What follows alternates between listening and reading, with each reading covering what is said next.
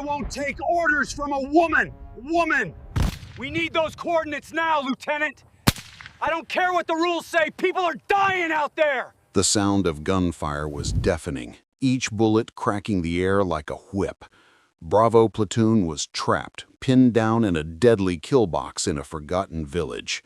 Sergeant Russo, a man forged by 20 years of combat, yelled orders into his radio, his voice hoarse with fury and frustration.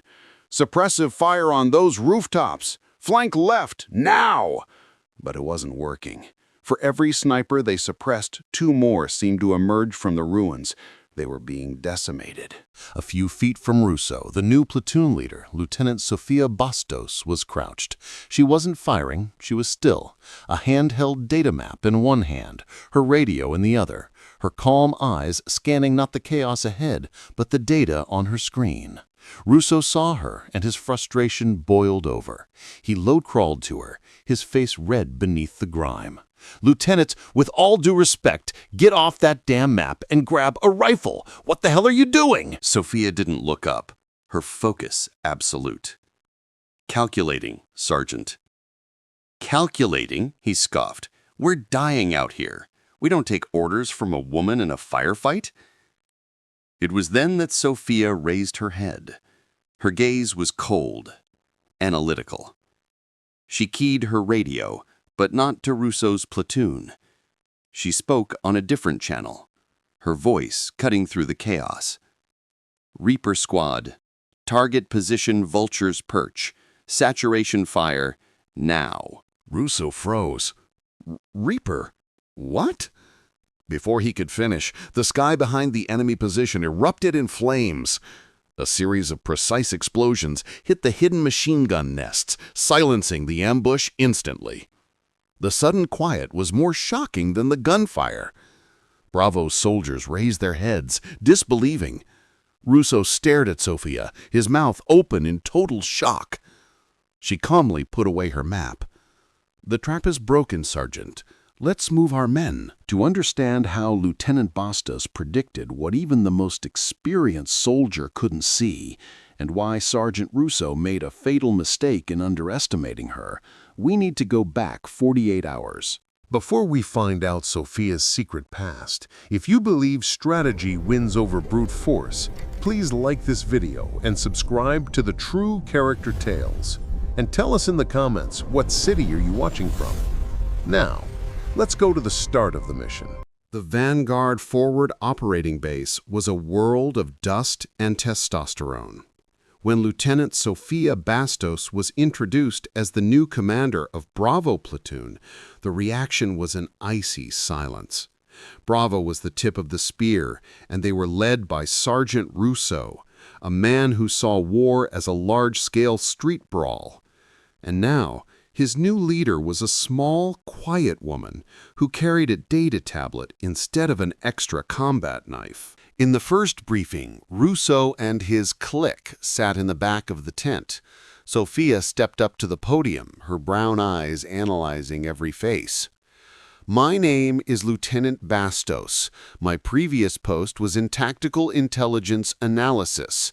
My objective is simple: accomplish the mission and bring every one of you home. To do that, I will demand absolute discipline and adherence to communication protocols. Questions?" Russo slowly raised his hand. "With all due respect, Lieutenant, intelligence analysis is one thing. Leading men in the field is another.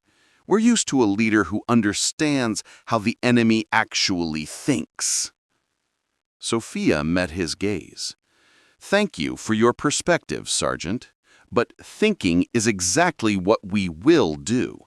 Instinct is good. Data is better. Our patrols will now follow predictive analysis routes, not the goat trails you're used to." The disdain was palpable.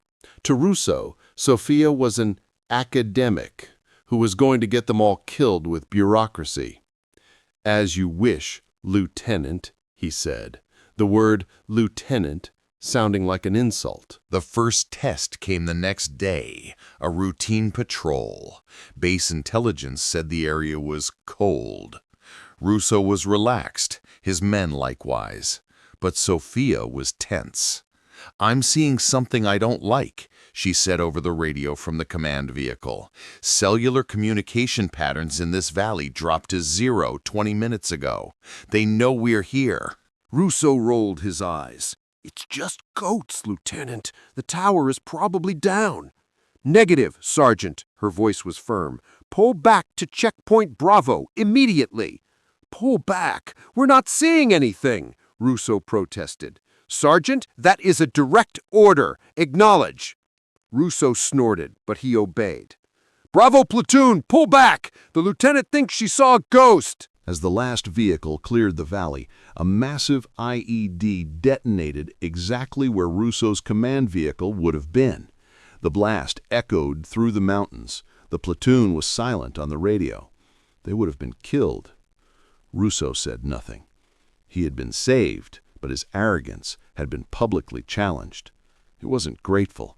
He was furious. That night, Sophia didn't sleep. She was in the command tent, surrounded by screens. She wasn't just looking at tomorrow's mission. She was analyzing months of enemy data. Russo entered. "You got lucky today, Lieutenant," he snarled. "Luck is not a tactical factor, Sergeant," she replied, not looking up. "Look at this." She pointed to a map. "For the last 3 months, every time a patrol uses the east route, there's a diversionary attack here in the north. But if we use the south route, nothing. Silence. Russo shrugged. Why? Because the south route is wide open. It's tactical suicide for him. Exactly, Sophia said. It's too obvious. They want us to think it's suicide.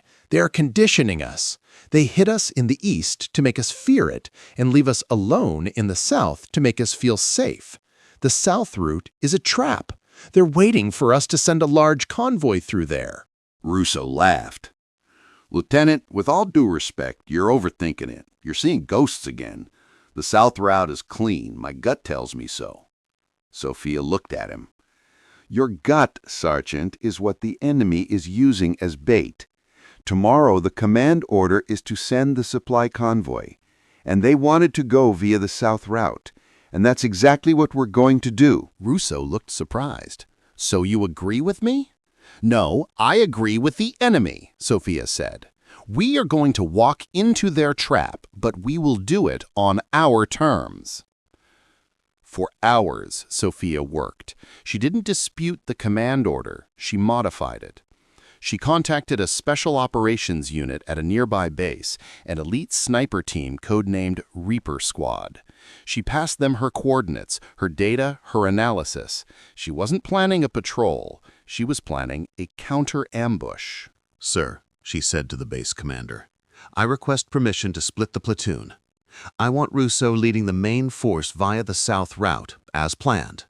But I will be in a separate command vehicle, coordinating fire support that no one, not even Russo, knows is there." The commander looked at her analysis.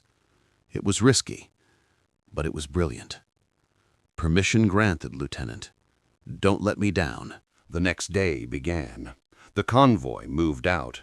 Sergeant Russo was up front, confident. The south route was clean, just as his gut told him. The village in the valley looked asleep.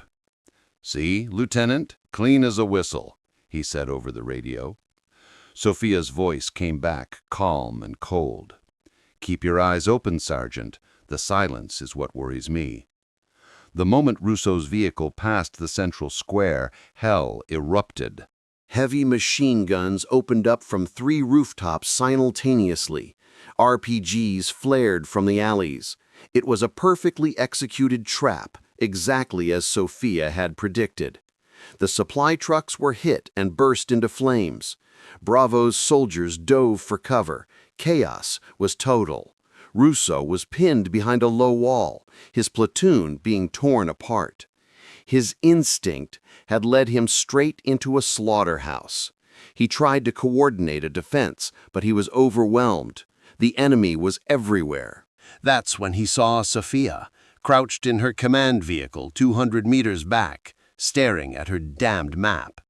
It was then he crawled to her and yelled, "Lieutenant, with all due respect, get off that damned map and grab a rifle. What the hell are you doing?" Sophia faced him. "Calculating, Sergeant. Their reload timing. Calculating? We're dying out here. We don't take orders from a woman in a firefight. Sophia's face was cold steel. You don't take orders from a woman, Sergeant. You take orders from your commanding officer. She keyed her radio. Reaper Squad, the trap is sprung. Target, Vulture's perch. Saturation fire, now. Russo froze. Reaper what? The answer came like thunder. From the eastern ridgeline, which Russo thought was empty, the elite sniper team opened up. It wasn't a chaotic firefight. It was a surgical execution. In 30 seconds, the 3 machine gun nests went silent. The RPG teams were neutralized before they could reload. The entire ambush collapsed. The sudden silence was deafening. Sophia then spoke on the platoon radio. Bravo Platoon, this is Lieutenant. Primary threat is neutralized. Advance and clear the eastern sector.